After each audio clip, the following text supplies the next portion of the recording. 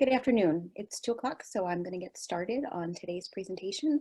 I am Betsy Martellucci. I am a licensed professional counselor and a certified advanced alcohol and drug counselor. I am the clinical director of MARS, an outpatient treatment facility for substance use disorder. And I'm going to be spending the next hour speaking to you about the signs and symptoms of depression.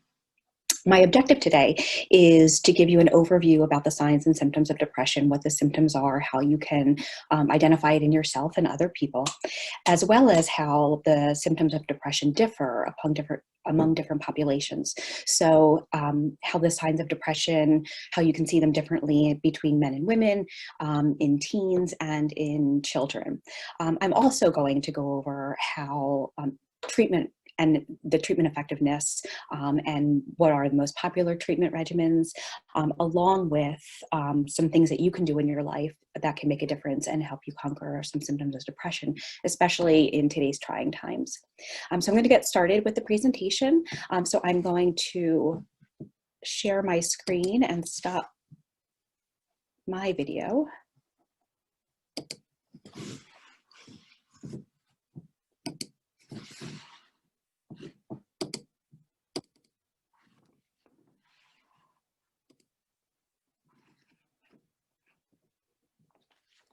So again, today's presentation is the signs and symptoms of depression.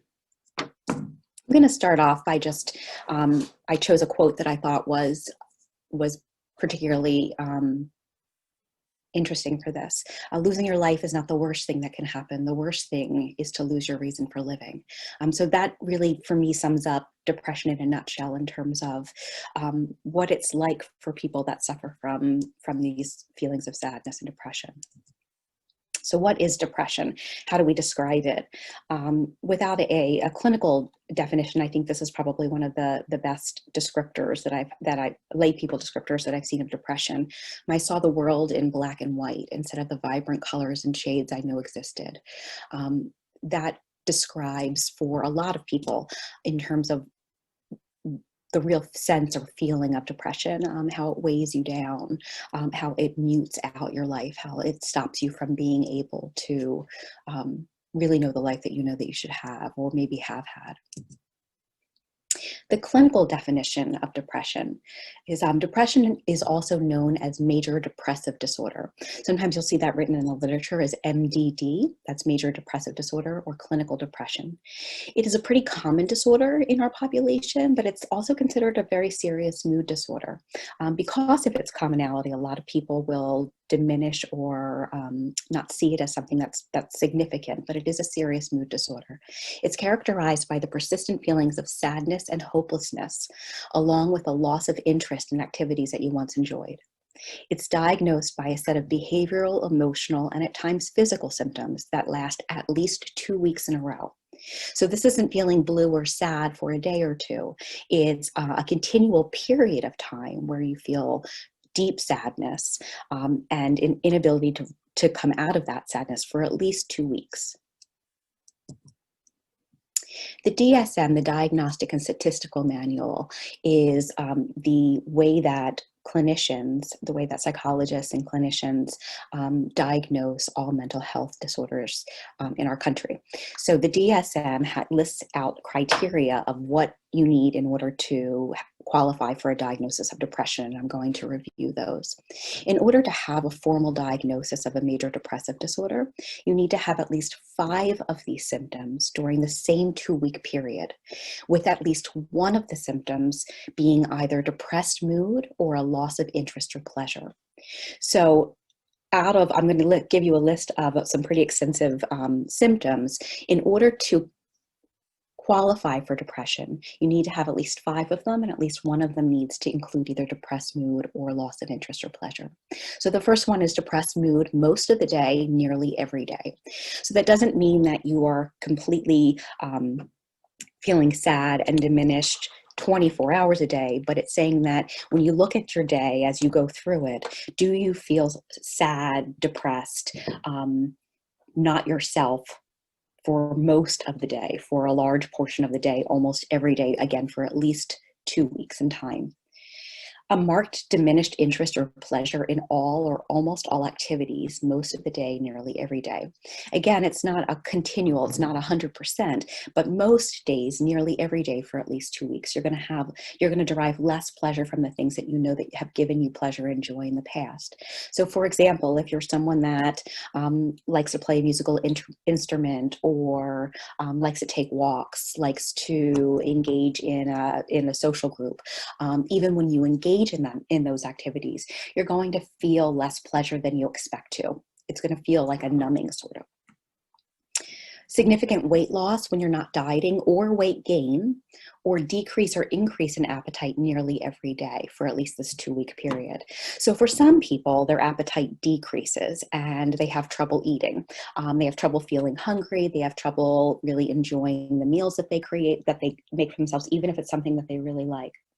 For other people, what happens is, rather than not having an appetite, their appetite is more voracious, meaning that they eat much more than they intend a lot more of the time. So you're going to see a significant weight loss or weight gain depending on how that shows in yourself. Fatigue or loss of energy nearly every day. So that's a sense of just feeling run down and tired.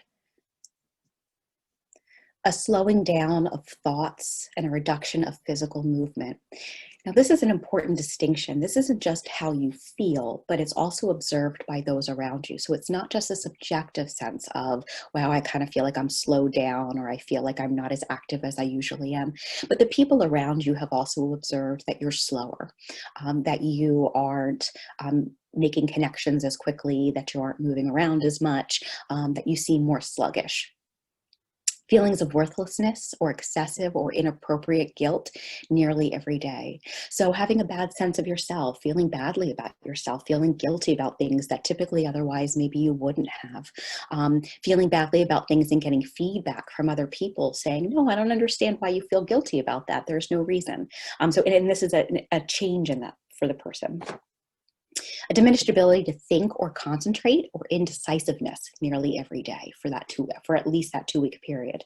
So for some people, I've heard it described as like kind of feeling like your head is wrapped in cotton, like you can't think straight, like it's cloudy, your judgment is kind of cloudy, and you're unable to really get a sense or to feel as sharp as you usually do.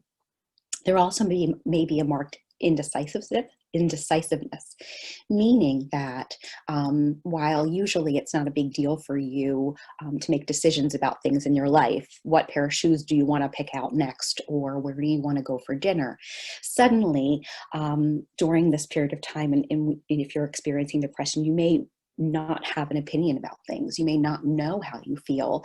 You may go shopping and not be able to pick out something for yourself. It might be trying to decide plans for something and really have no opinion, or be unable to come to a conclusion. Recurrent thoughts of death, recurrent suicidal ideation without a specific plan, or a suicide attempt, or a specific plan for committing suicide. So that doesn't mean that you necessarily have to take action against yourself or hurt yourself in order to qualify for this symptom, but it means that you have thoughts of death. Sometimes that could be an example of the world would be better off if I was gone. I wish I wasn't here. Maybe I'd be better off dead. Thoughts like that would be an example of the symptom. Suicidal ideation means thoughts about killing yourself. So it doesn't mean necessarily making a plan or doing anything to hurt yourself, but it's thoughts about it. Thinking, I wonder what it would be like for me to be gone. So thoughts of killing yourself. Suicidal planning means that it's the next step in terms of not only thinking about dying and thinking about killing yourself, but creating a plan on how to do that. So it's thinking about, how would I go about doing this? Would I take pills? Would I get a gun? Would I get into a car accident? So it's thinking about the plan in which you would kill yourself. And then, of course, the most extreme is a suicide attempt, which is taking an action to hurt yourself and to end your life. So any of those would qualify for one of those symptoms. So it can go from just mere thoughts of, maybe I'd be better off dead, to actually hurting yourself and trying to kill yourself. A specific note with this criteria is that the symptoms must cause the person a significant distress or impairment in their social life, their work life, or other important areas of their functioning. So there's got to be, in order to qualify for a major depressive disorder, there has to be a disruption in your life. The symptoms must also not be a result of substance abuse or another medical condition. So you're going to rule out other possibilities when you go to see a doctor or a counselor because you're feeling depressed. The first thing that's going to happen is they're going to rule out other reasons of why you might be having these conditions. So again, remember, you have to have 5 of these occurring at least 2 weeks. So what's the difference between depression and sadness? I think in lay people's, in our normal talk, lay people's world, the two are often used interchangeably, but depression is a clinical statement. So that's a clinical diagnosis, and it's seen as much more extreme than sadness. So in kind of trying to differentiate between the two, sadness is understood as a normal emotion that everyone experiences at some point in his or her life. So everyone feels sad. Sad is an emotion. Just like, so everyone feels happy, everyone feels scared. It's really normal to feel sad at times. There's things in your life that are going to make you happy. There's things in your life that are going to make you sad. Sadness is usually a reaction caused by a specific situation, a person, or an event. So there's a reason for the sadness. It just doesn't come on by itself. If someone says to you, why are you feeling down? You'd be able to point to a cause. Well, I'm feeling sad because my favorite team lost. I'm feeling sad because I got into an argument with my significant other. You're able to understand and point to a reason of why you're feeling this way. Additionally, sadness lasts for days rather than weeks. So there's a difference in the duration of time that sadness occurs for people. It typically lasts less than 2 weeks. And for many people, those emotions occur for parts of a day or for a couple days, as opposed to ongoing almost all the day for weeks at a time. Sadness also doesn't interfere with your ability to enjoy other things in your life. So while you may feel sad and down, you are able to pull yourself out of that feeling and experience other emotions pretty regularly. So you don't feel sad uninterrupted.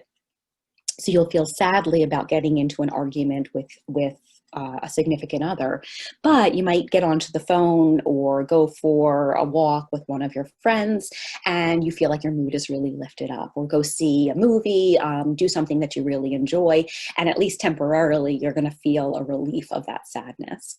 Or you might feel sad about hearing something on the news, but then a couple hours later, you're doing something that you really enjoy. You're playing with your dog out in the backyard and you don't feel that feeling anymore. You feel happy. So sadness doesn't overtake and interfere with your ability to enjoy other things typically. Depression, on the other hand, doesn't need a trigger. A lot of people will say when they're experiencing depression, I have no reason to feel this way. I don't understand why I feel this way. Everything in my life is okay. Nothing has really changed. I know I should be happy. I know I should feel blessed, but I just feel down and there's no reason for it. So it doesn't need a trigger. It can sometimes have a trigger. It can start because something happened that makes you upset. But the difference between sadness and depression, sometimes sadness leads to depression, in that depression will last longer periods of time and you don't have to have a connection with something. Like I've said before, it lasts at least 2 weeks in time, and it creates a serious disruption in your ability to enjoy your life and maintain your functioning. So rather than in sadness, where you're feeling kind of blue and then someone asks you to go out for a meal and you can go out and have a nice time and then maybe come back and feel sad again. If you are experiencing depression, someone will ask you to go out for a meal and either you'll decline the invitation because you just can't get yourself up to do it, or you'll go and feel pretty numb and not feel like you can enjoy it, regardless of the fact that you think you should be able to enjoy it. So depression really interferes with all aspects of your life, whereas opposed to sadness is an emotion that comes and goes. To highlight that a little bit more, I put some symptoms of depression in contrast to symptoms of sadness. You can see the difference. We can make that a little bit more clear. So in depression, you're feeling sad and hopeless in general, right? So for most of your day, almost all day, for at least 2 weeks in a row, you're going to feel sad or blue about every aspect of your life. You're not going to feel like you have a whole lot of hope, a whole lot of positives. It's going to be really hard for you to feel anything other than feeling really blue. Whereas in sadness, you're upset and blue about a particular situation or an event or a person. And again, that emotion comes and goes, as opposed to depression, where it stays almost all the day for longer periods of time. Again, depression lasts weeks or months in duration. Generally speaking, people with significant major depressive disorder, remember it has to last at least 2 weeks, but oftentimes people can feel depressed, significantly depressed for months at a time. It can even span years in the most extreme cases. So that means people are feeling sad, blue, really down almost all day, every day for extended periods of time. Whereas in sadness, it generally lasts days as opposed to weeks. So you'll feel sad, and when you feel sad days, you'll feel sad parts of the day. So you'll feel bad and blue parts of the day, but not all of the day, and you're able to break out of that mood. So it's a mood as opposed to a state of being. That's probably one of the biggest ways that we can differentiate the two. Depression is a state, so it's kind of like where you're at continually, whereas sadness is an emotion or a sense of being, a state of being. In depression, we have serious disruption of sleep, eating, and motivation. So you're going to have sleep disturbance, either sleeping too much or having interrupted sleep. Eating disturbance, like we talked about before, either eating too much or too little and seeing a weight change, and also a sense of a motivational disruption in terms of not feeling as energetic, not feeling as enthused as you did prior to these symptoms. Whereas in sadness, your sleep, your appetite, and your motivation largely remain uninterrupted. So while you might have some dips and or some increases, overall, you're able to continue with your life uninterrupted. In depression, you have a permanent sense of worthlessness or guilt. So almost all of the time, nearly every day during the time that you're depressed, you're feeling badly about yourself. You're feeling guilty about things that people don't really understand why you would feel guilty about. You're feeling less than. You have a sense of worthlessness in your life, meaninglessness.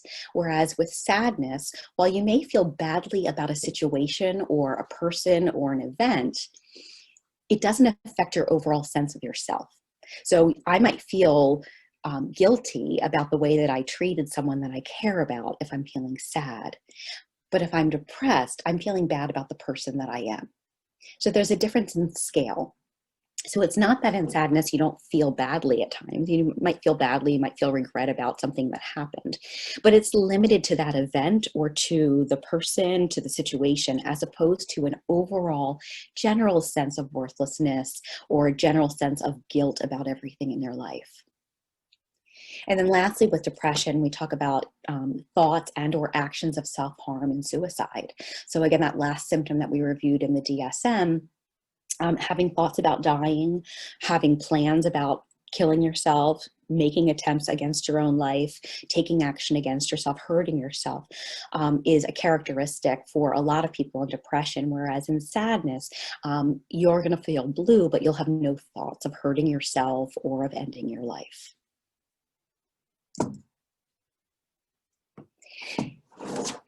As a special consideration, I put in something about depression and loss. So while it's possible for depression to occur in addition to sadness, if something really bad happens in your life. So it might start off as sadness if you lose someone, if you have a significant financial issue or a serious medical issue. You might feel sad, which can lead to depression. So the decision as to whether or not a diagnosis of depression can be made will be dependent on the person evaluating you with the severity of symptoms. So again, like one of the things that we talked about prior is with sadness, it's going to come and go and it's not going to last as long. So sadness can move into a sense of depression, into a state of depression, if the symptoms become more significant and severe, and if it starts kind of spreading out over all of your life. So there are things that can happen in your life that start off as sadness. I'm sad because of the pandemic. I'm sad because COVID has had me shelter in place, and I haven't really been able to go out and see people and enjoy my life the way I have. But it's resulted in an ongoing sense of depression, because from that sadness now it's sort of taken over my life, and I can't seem to get myself out of those feelings.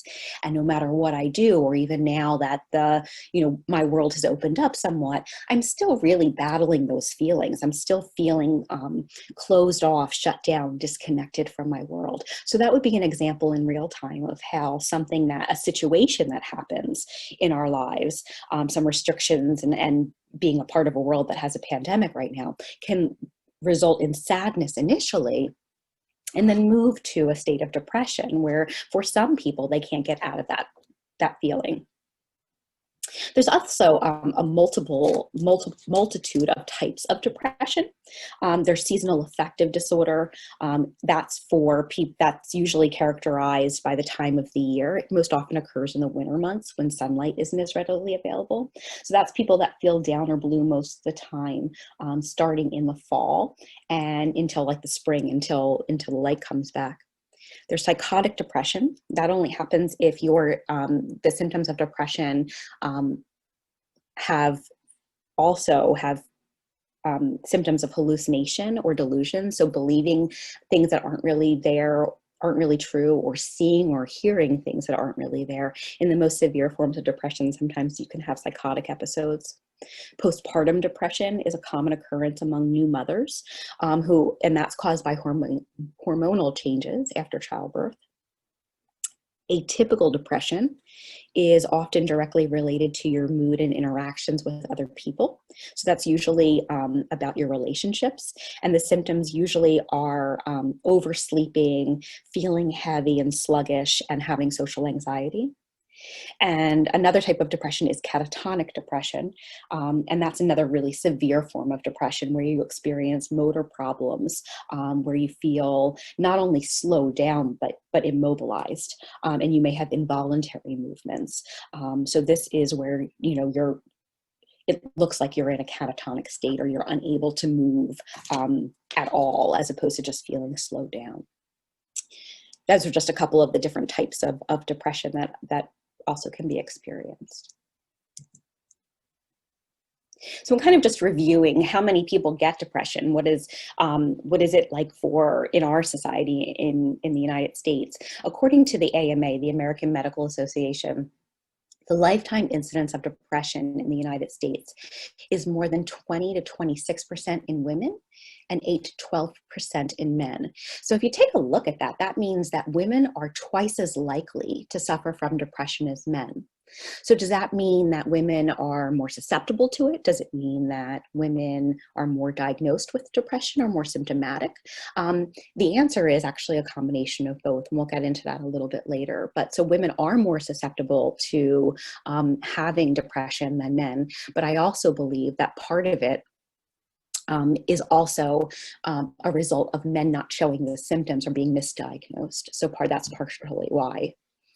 The median age for onset of major depression is 32 years old. So that's a little deceptive too, I believe. So that's the median age of diagnosis. So again, I think that far too long in our country, we've seen people go undiagnosed for longer periods of time and not get help. And only now has that really begun to change. We're paying more attention to children and adolescents. According to the medical journal Neuron, you have a 3 times increased risk for a major depressive disorder if you have a first-degree relative that also has depression versus the general population. So basically what that means is if you have a first-degree relative, someone in your immediate family, your family of origin, who has experienced symptoms of major depressive disorder, you are 3 times more likely to also have experience a major depressive disorder episode in your lifetime, which is that's a pretty strong statement. You're 3 times more likely to have depression if it's in your family. That really speaks to a strong genetic component. There are lots of reasons for why people have depression, but the genetic link has overwhelming support. So the more people in your family that suffer from depression or have suffered from depression, the more likely it is that you're susceptible to it as well. So let's take a look at the difference between men and women and how symptoms of depression show, because there is a pretty big difference between men and women and how depression is shown and how we observe it. So putting them next to each other, back to back, we have, women are more likely to experience depression by feeling anxious and scared. So having an overwhelming feeling of dread, a sense of anxiety, nervousness in their lives. Whereas men, on the other hand, are more likely to experience depression and feel guarded. So they feel defensive, hypervigilant. They are less likely to open up about things. So that's a big difference. So women are more likely to show fear and show real vulnerability, whereas men are more likely to close up. Additionally, women are more likely, when they're feeling depressed, to blame themselves for things. So they'll look at their lives and think about how, well, I'm depressed because I don't look the way that I want to look, because I don't have the family that I'm supposed to have, because I didn't achieve the things that I needed. They're more likely to turn inward and blame themselves and have an internal sense of the reasons why they're feeling so sad. Men, on the other hand, are more likely to blame other people. So to turn that, and it presents more as anger. I feel sad and I feel this way because I'm being treated unfairly at work. I feel badly because I'm being disrespected at home. I feel badly because I don't have enough money, or I'm not making enough money. So they're more likely to turn outside. So whereas women internalize their sense of depression, men are much more likely to externalize their sense of depression. Women also are more likely to feel sad, worthless, apathetic when they're feeling depressed. So much more the stereotypical symptoms of depression, whereas men are much more likely to feel irritable and angry. This is one of the reasons that men, I believe, one of the reasons that men are not diagnosed as frequently as women, because it comes out as anger, as being really irritable and frustrated, as opposed to feeling sad, whereas women are much more likely to present with a sense of sadness and worthlessness. Along those lines, women are much more likely to avoid conflict when they're experiencing depression. So their response in depression is more passive. So while they may not like what's going on around them, they're much less likely to speak their minds or advocate for themselves, or to engage in any type of arguments or conflict when they're feeling depressed. Men, on the other hand, are much more likely to create conflict and to show as angry, as aggressive when they're experiencing depression. So again, it's a really black and white picture in terms of men versus women and how depression looks. Women are more likely to turn to food and alcohol as ways to distract from depression, as ways to kind of self-medicate. Men are more likely to turn to TV, sex, drugs, and alcohol. So some similarities there, but also men typically turn, because they externalize more, there's more external things that they incorporate. Women are more likely to feel lethargic and nervous, whereas men are more likely to feel agitated and restless. So again, it's a really different portrait between men and women in terms of how depression is identified, how we're able to see that it looks very different between the two genders. Women also are much more likely to talk about their feelings of self-doubt and despair. So women are much more likely to even without being asked, talk about how they feel sad most of the time, or how they feel blue. They're going to be talking about their symptoms. Whereas men, on the other hand, are much more likely to hide their feelings of despair because of a sense of fearing to be seen as weak. And that's really a culturated sort of thing. Women in our culture are much more free and reinforced for talking about how they're feeling all emotions, not just happiness, or so they can talk about their range of emotions, whereas men really are seen as weak if they talk about a range of emotions, even though they experience them just the same. So men are much more likely to hide their feelings of sadness, of self-doubt and despair because of being judged and the stigma in our society. So going a little bit deeper and looking at depression in men, and why male depression often goes undiagnosed. Now, I know part of it is pretty obvious as we went over the differences in the genders, that depression looks very different in men. It looks more like anger and frustration. Men are much more likely to be diagnosed with a conduct disorder, or being seen as aggressive, or just without a clinical diagnosis, being seen as jerks when they're experiencing depression, as opposed to women. So the symptoms are really kind of blocked and hidden. So they're not the traditional symptoms. So one of the reasons of failing to recognize and going on to why male depression goes undiagnosed is the failure to recognize the symptoms. Men do not show symptoms of depression in traditional ways that the public generally understands to define as depression. They aren't as emotional, they aren't as verbal, and instead, oftentimes, men will present with physical issues, which are symptoms of their depression. So instead, headaches, digestive problems, being tired and irritable, or long-term pain are indicators of male depression, as opposed to some of the more traditional, stereotypical symptoms of depression that we observe in women. Another reason why male depression often goes undiagnosed is men, like we just talked about before, men are more often to block or diminish their internal feelings.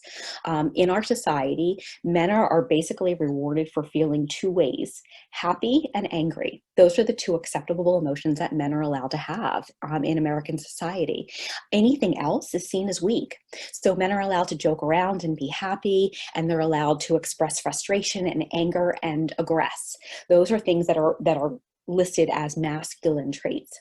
If a man becomes tearful, if he talks about his fears, about his vulnerabilities, in our society, it's viewed as being unmanly. It's viewed as being stigmatized. So men are much more likely, if you ask a man, if you go through the symptoms in the DSM, and you ask a man, how often he feels blue most of the time, it's much more likely for a man to downplay that and say, no, I don't feel those feelings.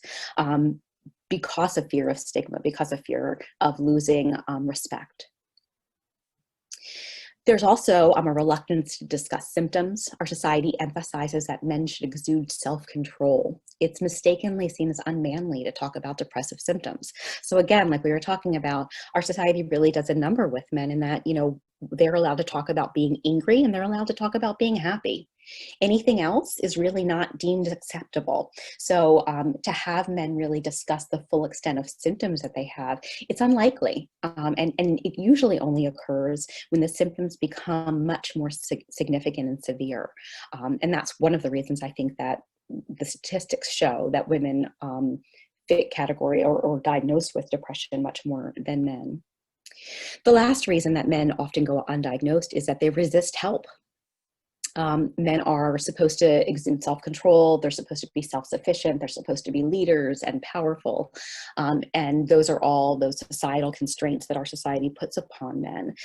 So because of that, the idea of asking for help or talking about your problems is seen as unmanly. And there's stigma associated with that, which is really a huge downfall for men because they deserve to get the same support and help that women are able to access. And they're much less likely to reach out for help because of fears of stigma and loss of respect. So, one of the things that we're trying in mental health, in the community of mental health, is really to destigmatize that and understand depression is something that happens for both men and women. And it's not a sign of weakness. It's a treatable disease.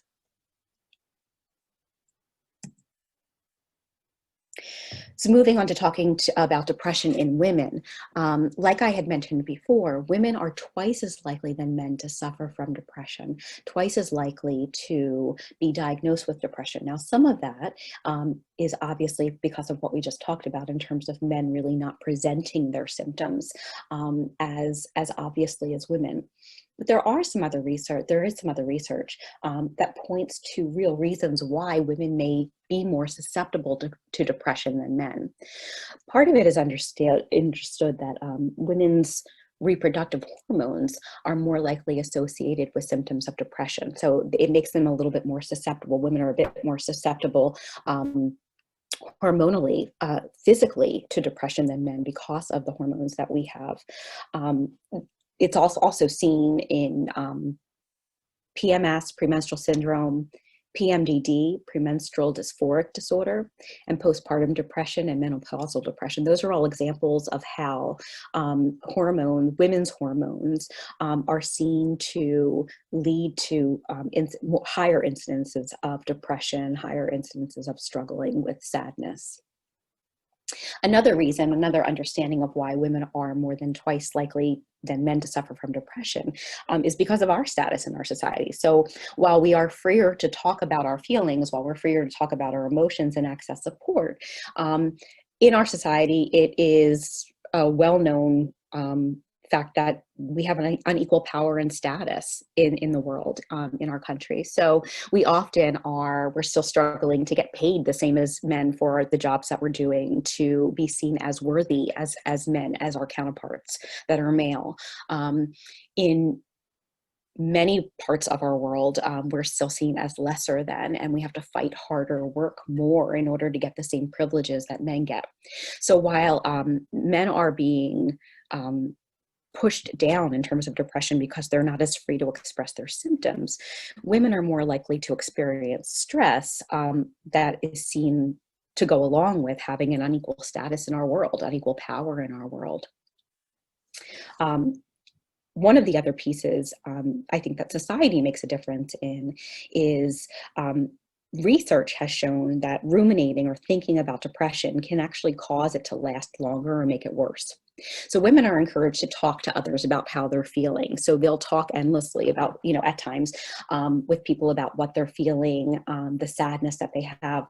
They're much more likely to ruminate or kind of sink into those feelings and allow them just to kind of wash over them over and over and over again. Whereas men are more likely to distract themselves from their symptoms of depression. And part of that is not so great because they're denying the symptoms of depression and not getting help for it.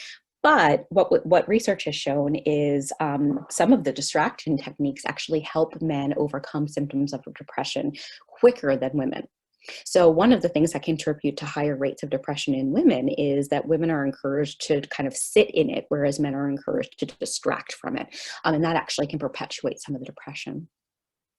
Another reason that women maybe are more likely to experience depression than men is the multiple roles that we have in our society. So, and while that is slowly changing, there's still a general sense that women are supposed to be heads of household in terms of the emotional needs of their household. They're supposed to be the ones that are getting children ready for school, helping out with homework, doing the tasks, keeping the house clean, remembering people's birthdays, doing all of the emotional labor in the home.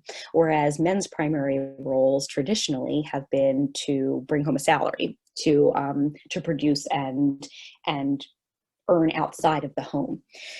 As our world has changed and the idea of a one-parent household, one-income household has become really inconceivable, women's roles have just become more diffuse. So in addition to having a full-time job, women are supposed to be partial earners in the household, but are also still, in large part, still expected to be the primary caregivers of children and the emotional caretakers of the household. So having that work overload, having those unrealistic expectations, not asking, and whereas men don't ask for help in terms or support in terms of what they're feeling, women are much more likely to not ask for help in terms of doing tasks.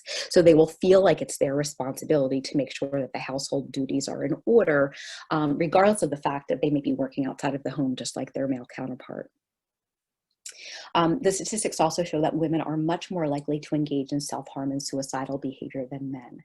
So women, as opposed to men, are much more likely to take action against themselves and hurt themselves than men are.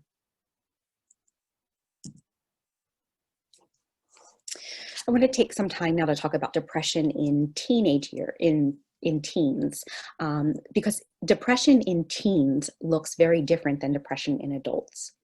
In fact, the DSM has different diagnostic criteria. So the Diagnostic and Statistics Manual has differing criteria for teenagers. So that's, when I say a teenager, I'm talking about anyone from 13 to 20 years old.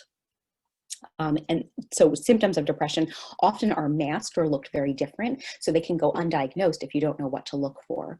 So when talking about teens, the following list of symptoms, the Diagnostic and Statistical Manual, the criteria is that you have to have at least 4 of these symptoms that last at least 2 weeks. So just like with adults, lasting 2 weeks, so it's a longer period of time consecutively. And one of the symptoms must either be depressed or irritable mood or loss of interest or pleasure. So before we even get started with the symptoms, I want to point out that whereas with adults, we're more likely to look for sadness as one of, and depression as one of the symptoms, for teens, depression often looks like irritability. So we're looking for depression or irritability in teens. It's much more likely to look like frustration and irritability in teens. So to go over some of those symptoms. For teens, often we'll see anger or hostility as opposed to sadness. So you're going to see someone who is overly aggressive. So a teen may look just angry at the world and hostile as opposed to sad and isolated. Changes in eating or sleeping habits, so that remains the same. That's just like adults. Fatigue or lack of energy, more so than usual. So some parents will say, I've talked to parents that say, well, my kid sleeps till noon, my teenager sleeps till noon. Does that mean that they're depressed? We're looking at patterns of sleep and eat that are different for them. So a lot of teens will sleep in, a lot of teens will have, will overeat or have, not the greatest eating habits or sleeping habits, but we're looking for marked changes in their eating and sleeping. So not necessarily that, what you wouldn't consider like a healthy eating and sleeping habit, but something that's different for how you know your child. Fatigue, lack of energy, hopelessness, so a sense of really feeling negative about themselves, about their future and their world. Feelings of guilt or worthlessness, that's very similar to the adult symptoms.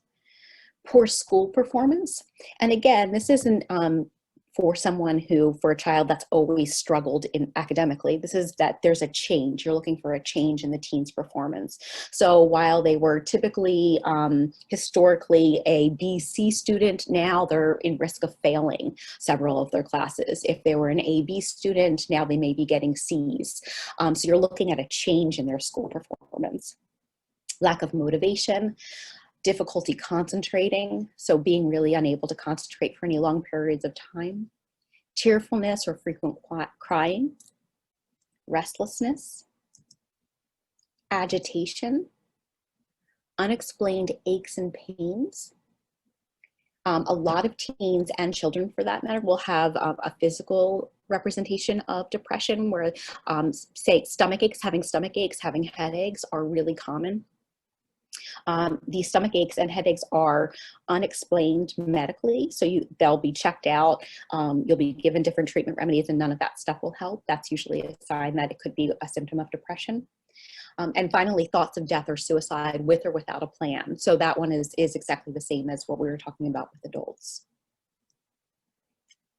Importantly, when we talk about teens and depression, there was an important study in 2002 in the UK, the Millennium Cohort Study. It was found that among teens who use social media more than 5 hours a day, 50% of girls and 35% of boys had an increase in depressive symptoms when compared to those who use social media less than 3 hours a day. This is really important, and this is back, this study is pretty old, and there's some others that are much more recent, but this was the first real study that showed that social media has a huge influence in terms of how we present and how teens experience depression. It puts a measuring stick on everything that we have. Teens spend so much time on social media, so much time comparing their lives to other people's lives, that teen depression has gone up tremendously because of this. It's something to keep an eye on. Moving on to looking at depression in children. Again, the symptoms can be expressed differently than with teens and with adults. So some of the differences, some of the things that we look for in children in experiencing depression: increased sensitivity to rejection or criticism. So you correct a child in their homework, or you tell them something about their manners, and rather than just reacting how they typically would, they get really upset, become really tearful. They suddenly are oversensitive to maybe friends being mean to them or feeling left out of things. Crying to temper tantrums, so being more tearful than usual, having more temper tantrums than they usually have. Again, we're looking at changes in behavior for the children. So for kids that struggle behaviorally continually, we may not be looking at depression, but we're looking at this as a change in the child's presentation. Difficulty concentrating and focusing. Again, physical complaints. A lot of children will show symptoms of depression physically because they don't have the words to express themselves. They don't have the ability to communicate what they're experiencing. So it comes out as physical. So lots of tummy aches, lots of headaches that don't respond to treatment. So again, if your child's complaining of stomach aches, headaches, not feeling well, you want to get them checked out by a doctor. You want to make sure, but these are, this is beyond that point when a doctor says we have no reason to understand this. They just have these ongoing stomach aches, these ongoing headaches with no real medical explanation why. It may in fact be a symptom of depression. Fatigue, low energy. This again is a difference or a change in the child's presentation. So while little kids, and by children I'm describing, toddlers to 12 years old. So I'm talking about school-age children, preschool children, typically have a lot of energy, run around. You're going to see a difference in them. They're going to be much more fatigued, much more slow. A reduced ability to function during activities at home or with friends in school. Less of an interest in extracurricular activities. You might see the child drop out of extracurricular activities and hobbies, things that they used to like. They were an avid baseball player, and all of a sudden now they don't want to play anymore. Feelings of worthlessness or guilt, so we'll hear that expressing with the children in terms of how they feel about themselves. Thoughts or talk of death or suicide, and changes in sleep and appetite. So again, we're looking for changes in presentation. So in depression with children, the National Institute of Mental Health estimates that at least 3.3% of children have had an episode of severe depression. By severe depression, we mean something that really takes a hold of, interrupts their lives.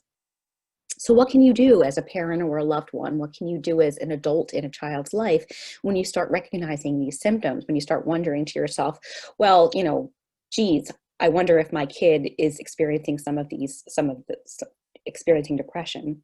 Some things that we encourage you to do is encourage daily exercise, not necessarily an organized sport, so don't force them into doing something that they don't want to do, but something as simple as taking a walk around the block each day. Something as simple as, doing a couple jumping jacks with you in the living room, or dancing to some music with you. It can really help in terms of, movement has been shown to really decrease and battle and mitigate depression in both adults and children. So encouraging some movement in kids can be very, very helpful. Make time to talk. So provide unconditional support when your child speaks about their feelings. Oftentimes, it's a really natural response for adults to want to problem solve. We want to fix the things that are making our children sad. So we have a tendency when a kid comes to us and says, I'm feeling really sad. I feel like I have no friends. I feel like I don't really belong anywhere. It's a really a natural and understandable reaction of parents and loved ones, of adults, to say, well, oh yeah, you do, you have friends, so-and-so down the street, and you've got this, and to kind of problem solve with them, or maybe we should call so-and-so and have a play date, and we can call little Jimmy down the street, or I can fix it. Rather than looking to fix the problems, just provide a space for them to talk and speak about their feelings. Oftentimes, really well-intentioned adults will make their children feel invalidated by trying to solve their problems rather than just listen.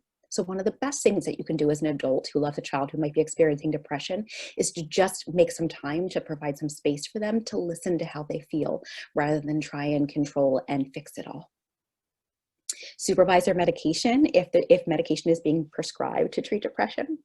Pay attention to their nutrition and try and cook healthy meals and encourage healthy sleep habits. So while depression affects their appetites and their sleep patterns, try and keep it as structured as possible. And remember that seeking professional help when necessary is important. It's not a sign of being a bad parent or not being able to do a good enough job yourself. It's a sign of being a really great parent. So think about it this way: if your child comes down with the flu or breaks an arm, it doesn't mean that you're not a good parent by taking them to a doctor and getting them the medicine or treatment that they need. The same goes for mental health. So don't expect that you can solve this or help this on your own. Seek professional help. It can really be a huge service to your child and yourself. So now I want to switch gears a little bit and talk about how traditionally we treat depression.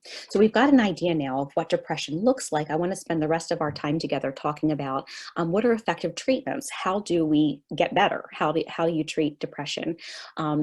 One way that, and I'm going to go over the first two ways I'm going to go over very briefly because that's just in terms of some education. So the first course of treatment is medication. Medication is a pretty popular treatment for depression. It can give a pretty quick response and help alleviate symptoms. Medication is usually prescribed as an antidepressant. As a primary care physician can be the first point of contact and prescriber. So if you're feeling depressed and you want to check it out, going to your PCP is a great idea and checking out those symptoms with them. They can start you on medication and see whether or not that can be helpful to you. If you have more severe symptoms, or if you tried medication and it hasn't really been helpful with your PCP, a recommendation of going to a psychiatrist is really important. A psychiatrist is nothing more than someone who specializes in mental health and being able to prescribe medication and understanding the brain and the processes of different mental illnesses on the brain. So it's like going to an orthopedist if you break your wrist, as opposed to going to, you might go to your general doctor first and he'll refer you to a specialist. The same goes here. So if you might originally go to your primary care physician, but then see a specialist if you're not getting relief right away. Doctors will consider other medical conditions, other medicines taken, and side effects and costs of medications when making the decision whether or not to try medication. Most often, a low dose is given of antidepressants that's gradually increased until improvement is shown. First-time antidepressant takers, it might take 4 to 6 weeks to show some improvement because there's a building of the chemicals of medication in your body before you start to see some improvements. The pros of medication is that it's fast-acting assistant, that it helps you. For more significant and severe symptoms of depression, it can be literally life-saving. And you wouldn't be able to do the other more traditional forms of therapy without getting some medication support. The cons are often people experience some side effects, and there are too many people that just take medication without looking at maybe some of the underlying reasons. Another treatment type is brain stimulation therapies. These are really for more extensive, severe, treatment-resistant depression. So ECT, electroconvulsive therapy, is treatment involving transmitting short electrical impulses into the brain. This is performed in hospitals. Repetitive transcranial magnetic stimulation, RTMS, is similar to ECT, but it uses a magnet instead of electrical impulses. Vagus nerve stimulation is a treatment. It's actually an implant that is surgically placed near your neck, near the vagus nerve, which delivers electrical impulses to the vagus nerve, which has been, and that's It's a pretty extreme treatment for people that have real treatment resistant, significant depression, episodes of depression, long-standing depression. And deep brain stimulation is another implant. It was first approved for Parkinson's, and it is approved to treat obsessive compulsive disorder, but its use in depression remains somewhat experimental. Those are for the more extreme examples of people that experience severe depression over long periods of time that are resistant to traditional treatments. The most common treatment is talk therapy or counseling, and there's three main forms of counseling that have proven to be effective for people that are experiencing depression. The first is cognitive behavioral therapy, or CBT. This is a form of counseling that really structures changing negative thinking patterns associated with depression. So you basically learn how to think differently. The client can learn coping strategies by recognizing and altering negative thoughts. So it's a pretty structured therapy, and it's most often time limited. So it's a shorter term therapy. So it's usually between 8 and 16 sessions. Typically, not always, but it often involves homework, it involves assignments in between, and practice in terms of changing the way you think about things, think about the world. The second form is psychodynamic therapy. This is a form of counseling that encourages individuals to look at negative behaviors and try and recognize the patterns. So it's a theory that ineffective patterns and bad feelings are rooted in your past experiences, so things that you've learned early on. The therapist works with your client to tap into unconscious processes that have led to problems and helps them to change them. So it works on your perceptions of the world, your perceptions of yourself, things that you've learned about yourself that may be erroneous or really lead to feelings of sadness, and then works to help change them. And the last effective form of therapy that is pretty effective in terms of treating depression is interpersonal therapy. Interpersonal therapy really focuses on relationships. So it looks at personal relationships and encourages the client to make changes in your life. It focuses on how the person relates to their world, how they relate to other people in the world, and how to evaluate these interactions and improve them, and how you relate to other people. So it really looks to improve your real world present life situation. Stress and depression. So the hormone cortisol is a naturally occurring hormone in our body that's secreted by the adrenal gland. It's known as the stress hormone, and it's related in response to stress, and it triggers the heart rate to increase, blood pressure to rise, and muscles to become tense. Elevated levels of cortisol over periods of time are associated with depression. So cortisol is the flight or fight response that we have. And if you're involved, if you have too much stress in your life for periods of time, it's associated with feeling of suffering from depression. So looking at your stress, looking at the way that you manage your life and how effective you are at that really can contribute or mitigate feelings of depression.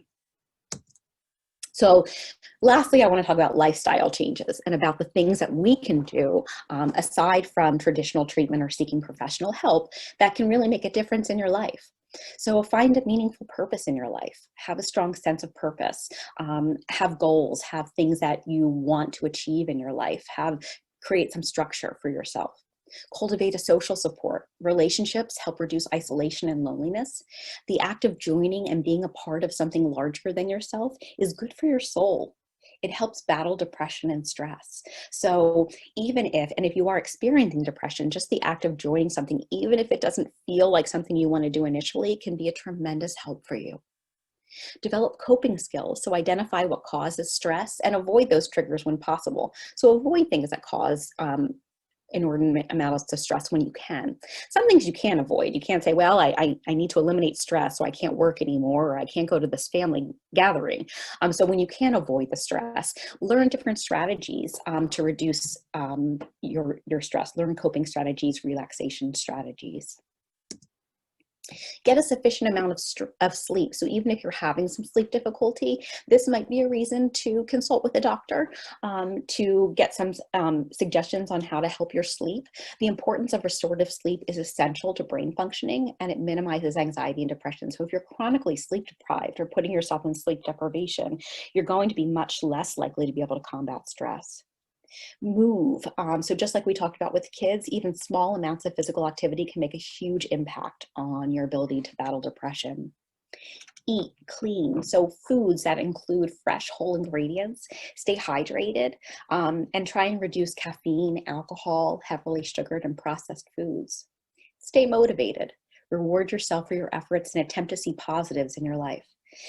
Having a negative attitude about things depletes your immune system, and research has shown that it also lowers the feel-good chemicals in your brain. So you're more likely to feel depressed, less likely to feel content and okay if you look at life negatively.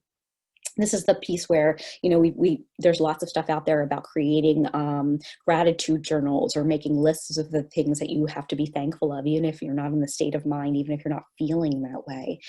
It's that fake it till you make it. If you force yourself, if you look at the positives in your life, you're much more likely to feel more positively. Self-care ideas, so ways, really simple things that you can do that can make a big difference in experiencing depression. Spend some time in nature. List positive attributes of yourself, of other people. So create that gratitude journal. Read a good book, watch a good movie or a show, take a long hot bath, and accomplish small tasks rather than big things. So break things down. So rather than say, you know, I want to change my whole financial outlook, how about I'm going to save $10 next week? Start with small tasks that are manageable. Play with a pet or animals, volunteer at an animal shelter, talk with trusted friends or family, listen to music, do something spontaneous, or join an online group or in person, join support groups. They can be tremendously helpful in combating feelings of depression. Finally, I want to spend a minute or two just talking about mindfulness. Amit Ray says, if you want to conquer the anxiety of life, live in the moment, live in the breath. So practices of mindfulness can be powerful in combating depression. So learning things like simple meditation. There are tons of online resources of meditation and relaxation protocols that can be a huge help. Small things that you can do that you can incorporate into your day, start each day, end each day with a small practice. It can be a guided meditation that you get from online or a therapist, or it could be as simple as just a mantra that you create yourself, just a stream of words saying like, you know, I am stronger than I think, or things are better than I believe sometimes. Having one statement or a powerful, changing the chatter in your head, creating a line for yourself or a series of lines for yourself and repeating them can make a big difference. While it doesn't seem like it would make a big deal, it really can make the difference in terms of having some symptoms of depression or not.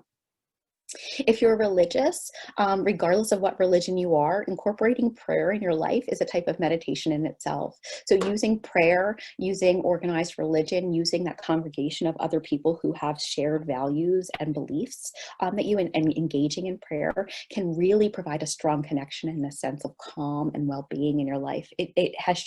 Research has shown that it has tremendous impact on feelings of depression and sadness. And finally, practicing yoga. It's a practice of exercise that helps focus upon inner peace and control through your mind and body. It's literally defined as union or connection with balance. So again, for those who have tried yoga, you can see it can really combat symptoms of depression. It can be something that you can really do to help yourself. If you have never given it a shot, giving that a try, you've got nothing to lose, and it can really be a huge help. In lots of studies have shown the benefit of yoga with trauma for people that experience depression or sadness because of bad experiences, and overall wellness is increased through just a regular practice of yoga. So that's basically, I'm going to end now with the references to my presentation. I hope this has helped you. I hope that you've gotten a couple tips and that you're better able to identify the signs and symptoms of depression in yourself and your loved ones and access some help. I hope you have a great day, and thank you for joining.